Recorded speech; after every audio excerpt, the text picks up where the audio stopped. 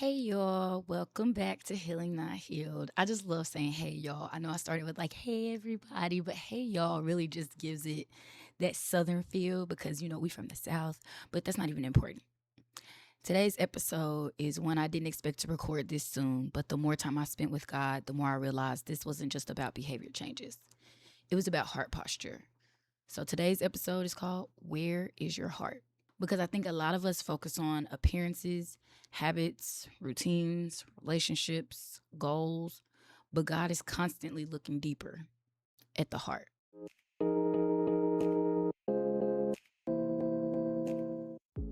The first verse I want to anchor this episode in is Romans 1:16, where the Apostle Paul says, "For I am not ashamed of the gospel, because it is the power of God that brings salvation." At first, I used to read that verse and immediately think, okay, don't be ashamed to talk about God. And honey, if you know me, I'm not ashamed. I'm going to talk about him all day if I could. But of course, yes, absolutely. Never be ashamed to talk about God. But lately, God has been showing me something deeper. If the gospel truly transforms you, then eventually your heart posture starts changing too. Your desires change, your appetite changes, what entertains you changes, what convicts you changes. And sometimes that shift can feel unfamiliar because you realize, I don't even enjoy the same things anymore. And I noticed this recently while trying to watch the sequel to the movie The Black Phone. I watched the first one when it came out, and at the time, I liked it. I used to watch all kinds of things in this nature: scary movies, murder documentaries, crime shows, dark psychological thrillers, like horror movies, everything. Like, you name it, I probably watched it or almost watched it. Shows like Snapped, that was my show. The First 48, crime interrogations, all of it. That kind of content used to interest me heavily. And don't let it be a rainy day and I'm at home. Oh, yes, love me a good murder show. But recently while watching, I got almost all the way through before there was a scene talking about hell. And specifically, how hell steals the good parts of you and turns you into something that torments others. And something in me immediately felt unsettled. Not fearful, not judgmental, just grieved. Like my spirit genuinely did not want to consume it anymore. And for the first time, I didn't force myself to finish something just because it's entertainment. I turned it off. And I realized God had been changing my heart quietly this entire time. And that's the thing about transformation. It usually starts internally before it becomes visible externally. People think conviction always comes loudly, but sometimes conviction sounds like, I don't enjoy this anymore. This doesn't sit right with me. I don't want access to this. This feels spiritually heavy now. And that doesn't make you better than anyone. It just means your heart is changing. And another verse God brought me to was Genesis chapter 18, verse 12. Sarah, Abraham's wife, laughed internally after hearing God's promise of a son. At her big age. She was like 90. Not out loud, internally. And I think that's important because God responded to what was happening in her heart, not just what was happening outwardly. And that convicted me because sometimes we think, well, I didn't say it. Child, God sees our bitterness, our doubt, our resentment, our pride, our fear, our hidden motives.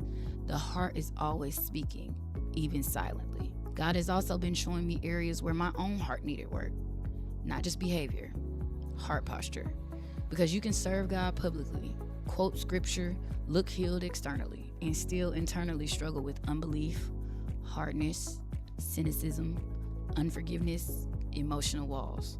And healing becomes very real when God starts addressing the places nobody else sees. And that's why Ezekiel chapter 36, verse 26 hit me so deeply and is like my anchor verse of the week. I will give you a new heart and put a new spirit within you. A new heart. Not a slightly adjusted one, not a masked one, a transformed one. And I immediately connected it to Psalm chapter 51, verse 10. Creating me a clean heart, O God. Because David understood something powerful. Real transformation starts in the heart first. Not image, not aesthetics, not performance, heart posture. And I think one of the biggest signs God is changing you is when your spirit starts rejecting things your flesh used to crave comfortably. That can be conversations, environments, music, relationships, attention, entertainment. You start noticing this no longer feeds me. And this mini pod is not about becoming hyper-religious or acting morally superior. That's not the point. The point is, when God genuinely begins transforming your heart, your desires naturally begin changing too. Not by force, by conviction. And please understand, conviction is a gift. You need to thank God for conviction. So maybe the real question today is, where is your heart? What has your heart become attached to?